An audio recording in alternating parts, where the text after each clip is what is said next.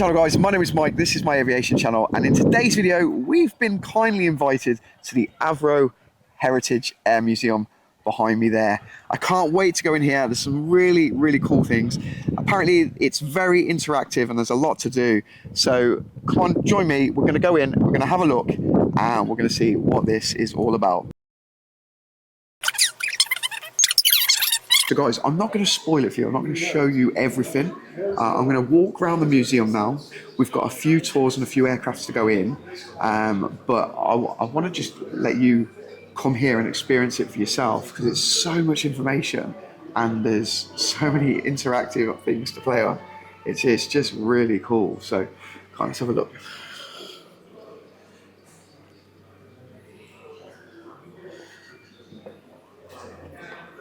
So this Lancaster here, this is actually a replica, and it's a very expensive replica.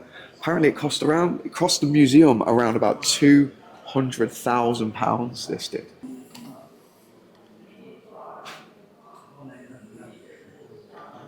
So the Avro Vulcan, we're gonna do another video exclusive to the channel. And the Avro Vulcan is going to be in that video. I'm not going to say too much more, but it really got me when I seen this. So stay tuned for the next video, guys. And there's a little bit more about the Avro Vulcan in there. So when I said it's very interactive, look, guys, there's a flight simulator here as well that you can go in and have a look at. So we're outside and we are going to take a look at the full-size Vulcan B2, is it? B2, yes, that's B2, correct. And I'm with Paul. Hi. Paul said hi. So Paul used to work on these in the RAF, is that correct? That's correct, yes. What did you do? My job, I was a crew chief. Crew chief? On the aircraft, yeah. How long has this been here? Ooh, that's a very good question. It was long before I was here, and it came before the museum was here. Avro had it. Not least, an important role that this aircraft was involved in the conversion of Vulcans to tanker aircraft. It was this airframe that the factory here used to fit the Hoodoo, the hose array to the back of the aircraft. So they used this airframe to do that. So was this one actually converted into a tanker then? No, it wasn't flying. It was after its flying days, but it was used to get the fit right. There we go. I guess she flew in here, and that was it. Flew in, so yes. And of course, you can get an idea of the size of the control surfaces at the back, the inboard elevons, which are huge. So what was the difference in the B2 and the B1? The wing shape. Okay. Basically, the B1 started off with the front edge of the wing was straight. Yeah. That was quite rapidly modified. There were some other technical differences as well in power supplies and what have you. But what you would notice would be the wing shape and the pitot heads at the ends of the wings, which we don't have here.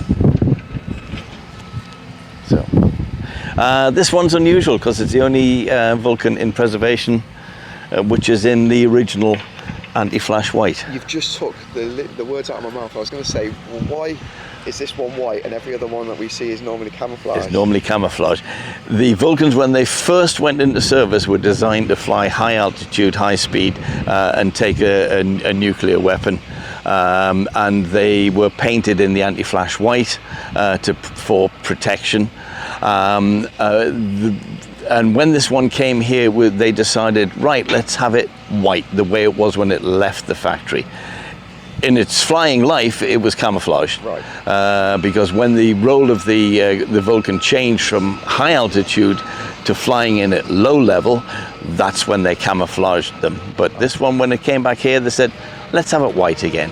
And I guess, as well, when you're looking at the white aircraft and you look into the sky, it would blend in really well. At altitude, You're not yes. going to see this at altitude at all. No, that was part of it. Yeah.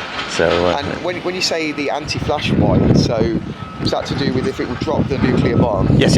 That it would, I guess, deflect the. Hopefully deflect the. do something. It would do something towards it. But we never, unfortunately, we never used them. in that true. way. That's true. Officially, probably. I don't know if we dropped any No, we never tests did. or anywhere. No. I was asked the other week, was it ever used? And I said, you mean by that probably, did it ever drop the weapon? And the answer is no. Was it ever used? Yes, because it was the deterrent. Yeah. And the fact that we could have these aircraft at the end of the runway on 4 minutes readiness, bombed up, ready to go if needed, that was them being used because it provided the deterrent. So there we are. So and that's what the main purpose was. It was. They were a massive deterrent. Yeah. Yes. They are. Yeah. Another interesting thing with the aircraft is the only section of it that was pressurized was from just in front of the nose wheel there to just this point here. And that's the only part of the aircraft that was pressurized, which was the crew compartment. The rest of it wasn't at all. There was no need to.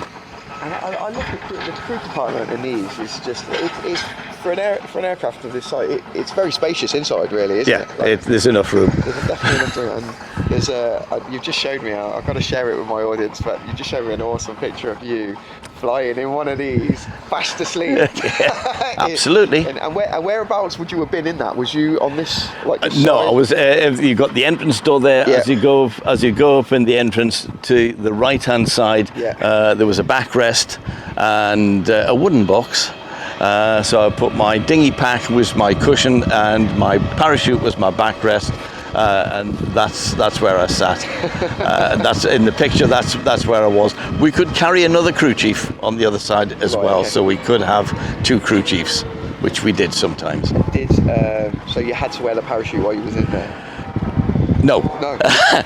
We wore the parachute for the crucial parts of the flight, but once we're at top of climb and cruising, no, we used to relax and take it off. But it was there.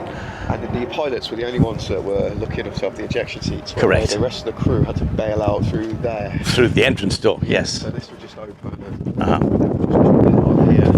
That was open, it came down, and you used to, the plan was you slid down the door like you were going down a slide in the plate park. The ladders wouldn't be there, would ladder they? wouldn't be there. They would be put in by the ground crew. No, they were tucked in, we had them inside. Right. But yeah, the ladders weren't there, so you slid down the door like you were going down a slide in the play park, and that was fine.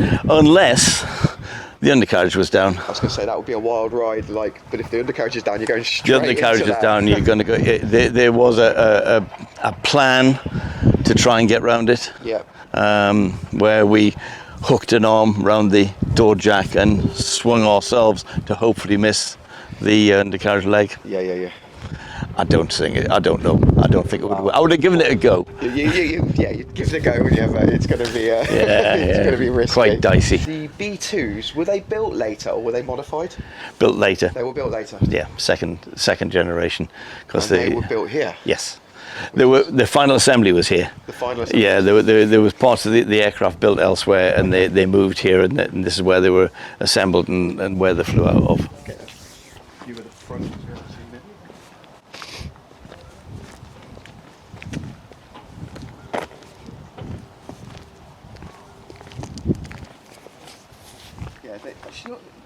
I think it's the white that makes it look bigger, you know.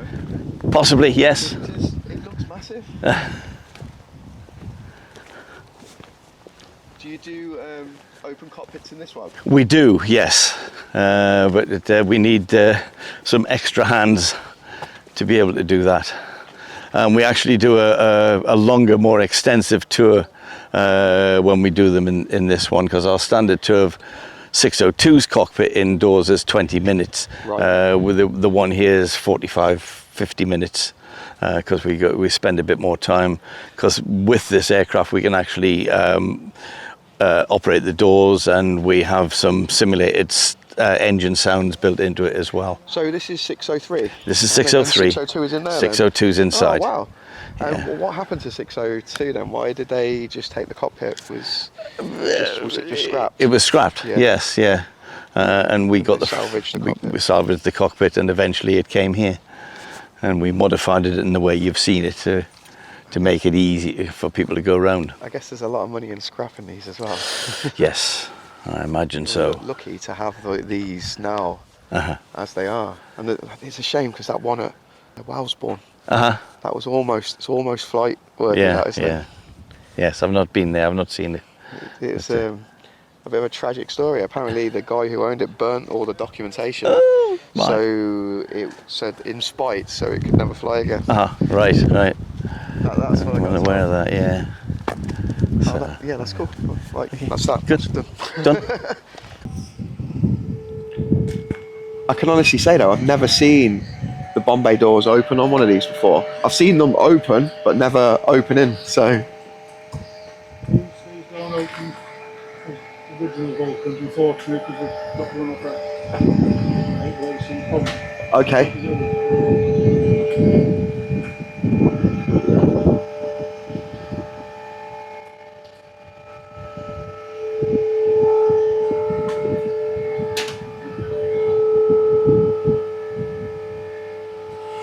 Wow.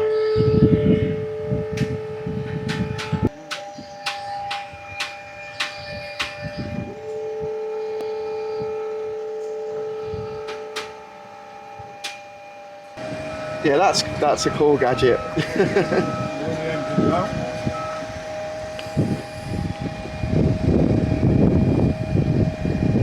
Drive.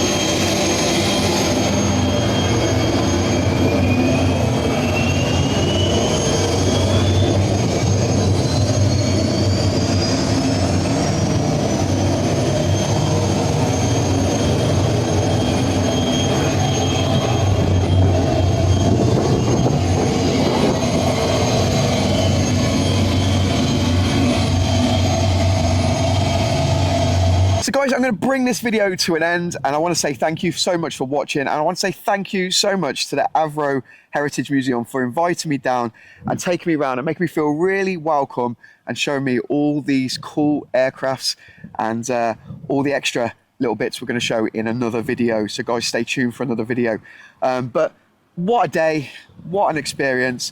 And do you know what, guys, in this day and age, it's so cheap for what you get here. It's definitely worth coming down. And what surprised me even more is the cafe. Cafe was so reasonably priced. It was unbelievable. I even said, you need to put your prices up. It was just very, very reasonable. So guys, come and check this out for yourself. I haven't showed you everything on purpose because I want you to come here and experience it and see and just help these guys out. It's all for an amazing cause, keeping these here for future generations to see. I think these places are a really important part of British heritage and British aviation heritage because they're all these places are just dying. This was an old factory and runway and airfield. It was thriving, and now it's just been turned into houses. Look, and fortunately they fought and managed to keep this here, and rightfully so. So guys, I appreciate you watching. Please come here, support these guys, support our country, support our heritage, and come and visit this place. Guys, thanks a lot for watching. I'm going to leave you here. Remember, like, subscribe, click that notification, you'll get all my latest uploads, and I will see you in the next video. Take care.